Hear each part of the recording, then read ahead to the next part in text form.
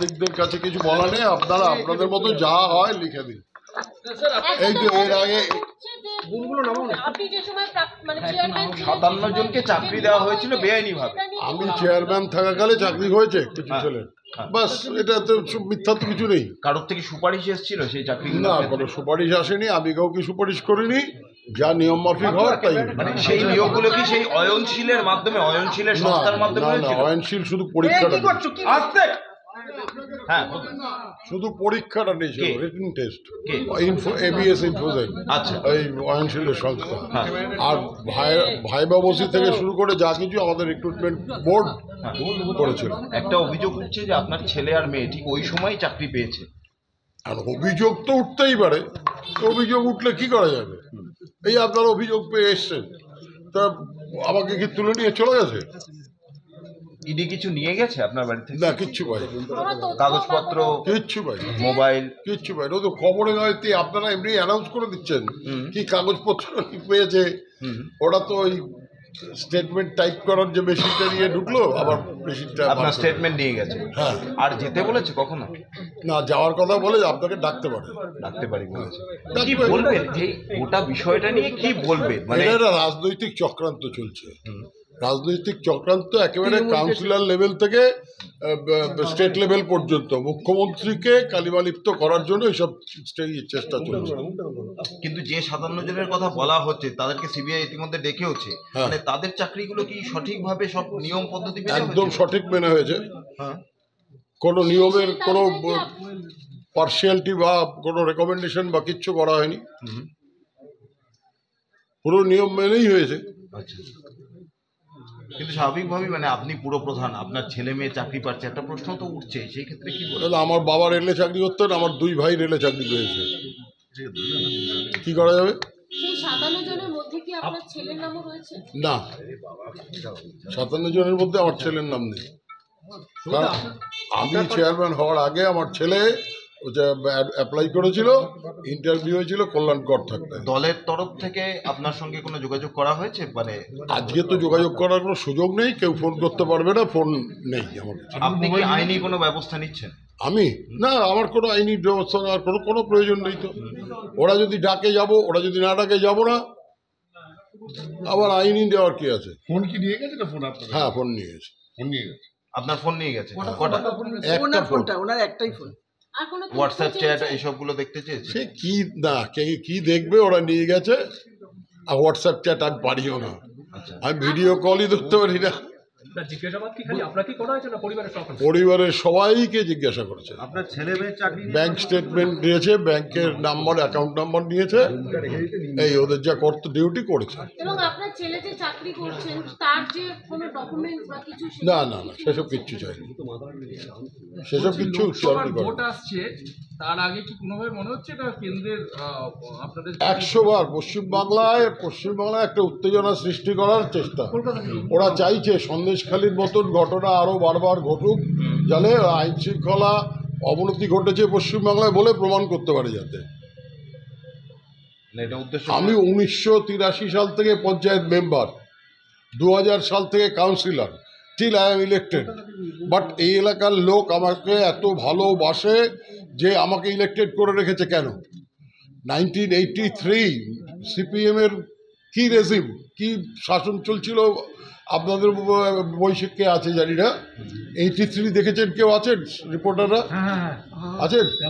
তা সেই অবস্থার মধ্যে তো জিতেছি। হ্যাঁ, 88 হেরে গেছি, আবার 93-তে জিতেছি। তারপরে আমাদেরটা মিউনিসিপ্যালিটিতে হলো, মিউনিসিপ্যালিটিতে 2000 সাল থেকে আমি ইলেক্টেড আছি আজ পর্যন্ত। 3 বার কংগ্রেসের কাউন্সিলর ছিলাম, আর এই দুবার টিএমসি কাউন্সিলর হলাম। সুবোধবাবু, দল আপনার পাশে আছে এই মামলায়? অবশ্যই, অবশ্যই দল আমার পাশে। দলের শীর্ষ নেতৃত্ব কথা বলেছে? আরে আজকে তো কেউ যোগাযোগই করতে পারছে না, আজকে তো আনসার্টেন। আমাকে ঘুমের থেকে ডেকে তুলেছে, ডেকে তোলার পরে ফোনটা নিয়ে নিয়েছে। এই নিয়ে পরপর 3 বার আপনার বাড়িতে এলো। এর আগে একটু জেনে খবর নিয়ে বলুন, আপনারা সাংবাদিক, please keep your self your honour. পরেও যদি ইডি আসে, এর আগে সিবিআই একদিন এসেছিল, আজকে ইডি এলো। বাবু ইডি যদি এর পরবর্তীতে আবার এর আসে আগে আপনার ইডি বাড়িতে, এসেছিল আপনাকে কে বললো আমি জানি না, যদি রাস্তা দিয়ে ঘুরে গিয়ে থাকে সেটা আপনার সঙ্গে দেখা হয়েছে, আমার সঙ্গে দেখা হয়েছে। সুবোধবাবু এর পরেও যদি ইডি আসে আপনার বাড়িতে, আসবে, আসতে পারে, কোনো প্রবলেম নেই। আপনি সহযোগিতা করবেন? হ্যাঁ 100 বার, আজকে 100 বার, 100 বার। আমি দলের নামে, আমার নেত্রীর নামে কোনো কালিমা লিপ্ত করতে দেব না। আমার প্রাণপণ দিয়ে আমি লড়ে যাবো। আমার বাড়ি থেকে না তেমন কোনো কিছু না, আমার মোবাইলটা নিয়ে আর ওই গোটা 4-5টা ওই সমস্ত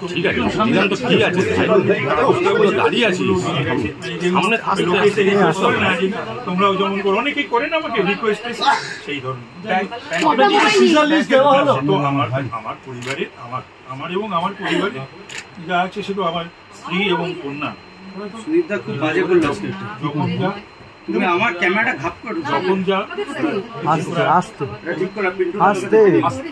সকাল থেকেই ওরা যে কজন এসেছিল তারা যা যা দেখা দেখেছে, চেয়েছে, যা যা বলেছে, তারপরে স্টেটমেন্ট প্রসেস তো অনেক সময় লাগে, অনেক সময়। আপনি কি বড়নগর পুরসভা কিছু জিজ্ঞাসা করছিল? আমাকে তেমন কিছু জিজ্ঞাসা করেনি, মানে স্পেসিফিক্যালি কোনো কিছু জিজ্ঞাসা করেনি, স্পেসিফিক্যালি কোনো কিছু জিজ্ঞাসা করেনি। আমাকে জিজ্ঞাসা করেছে যে এরকম এই সমস্ত যে চাকরি বা স্ক্যাম আমার কিন্তু জানার কথাও নয়। এতক্ষণ ধরে ওরা কি নথিপত্র চেক করলো? সেটা ওরা নিজেরা, আমার জানা নেই। এবং আমি কোনো রকম নিয়োগ দুর্নীতির সঙ্গে সুযোগও ছিল না, আর আমি জড়িত নই। 12 ঘন্টা রেট হলো আপনার বাড়ি, আরো বেশি হতেও পারতো। এখন সেটা ওরা সময় নিয়েছে, আমি কি বলবো, 12 ঘন্টা সময় নিয়েছে, 12 ঘন্টা হয়েছে।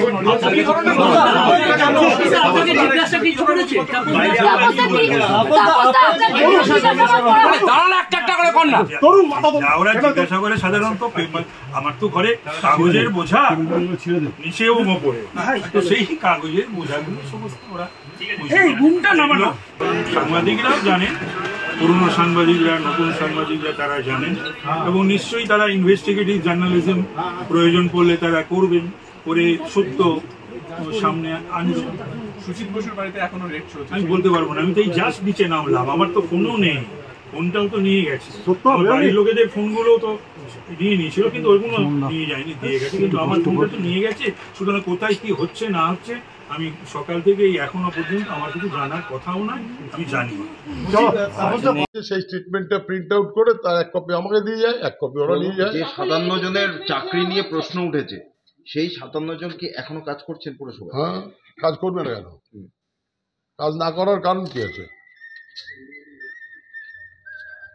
আপনি বলছেন সেই তালিকায় ছেলে বা মেয়ের নাম নেই? না, ওটা তো গ্রুপ ডি, আমার ছেলে তো ক্লার্ক, ওটা তো আগে হয়ে গেছে অ্যাপয়েন্টমেন্ট কল্যাণকর থাকতে। আচ্ছা আচ্ছা, ছেলে কোথায় কাজ করে?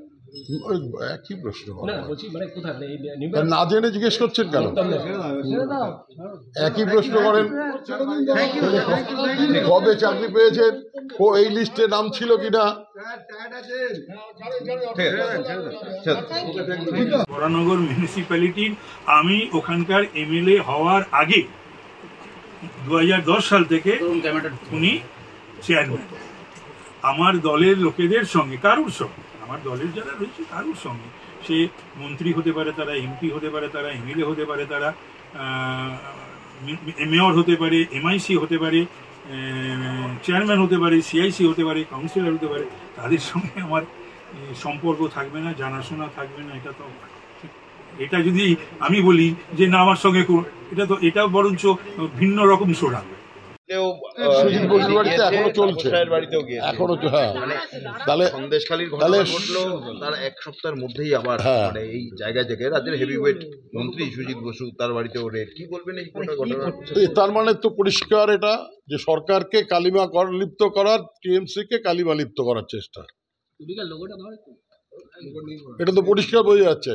একজন মন্ত্রী, একজন বিধায়ক কাম হাফ মন্ত্রী, ও তো deputy chief whip Tapas Roy, আমার এই এলাকার দলের প্রেসিডেন্ট, রাজ্য আমাদের জেলার প্রেসিডেন্ট, তার উপরে আমি একজন কাউন্সিলর, এক্স চেয়ারম্যান, এই 3টে ধাপের 3 জনের বাড়িতে গেছে। তার মানেটা কি?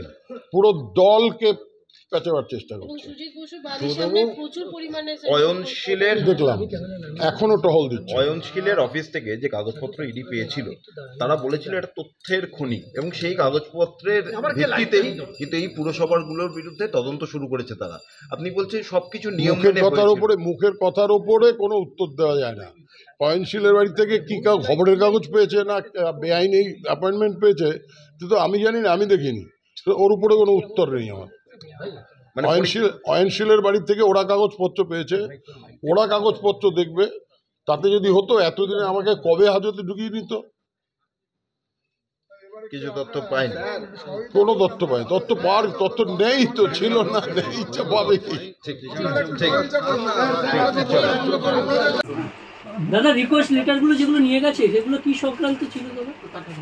না এই যে আমাদের কাছে সকলে এসে বলে না যে আমাকে একটু দেখে দেবেন, পায়ে হাতে ধরে কান্নাকাটি করে, বাবা মা স্ত্রী ছেলেগুলোর জন্য যে ওই বায়োডাটা বা কল লেটার এসব নিয়ে আসেন আমাদের কাছে, একটু দেখে দেবেন, করে দেবেন, সেই ধরনের কয়েকটি কাগজ তারা পেয়েছে, বহু পুরনো। বরানগরও আছে, আরো দু একটা এদিক ওদিক আছে, এবং সেগুলো আমার কাছেই রয়েছে, কাছেই ছিল সেগুলো, কোনো কিছু আর সেগুলো মানে লোকে তো দিয়ে যায়, সে এখন পাবলিক লাইফে রয়েছে, জনপ্রতিনিধি, সুতরাং আমাকে যদি কোনো কেউ রিকোয়েস্ট করে কাগজটাও না ধরি তাহলে করে তো সেটা নিয়েও তো আপনারা বলবেন। আপনি আজকে কোন কোন পুরসভা সংক্রান্ত প্রশ্ন করা হবে? না তেমন কোনো, আমাকে আবারও বলছি আমাকে স্পেসিফিক্যালি কোনো কিছু জিজ্ঞাসা। থ্যাংক ইউ দাদা।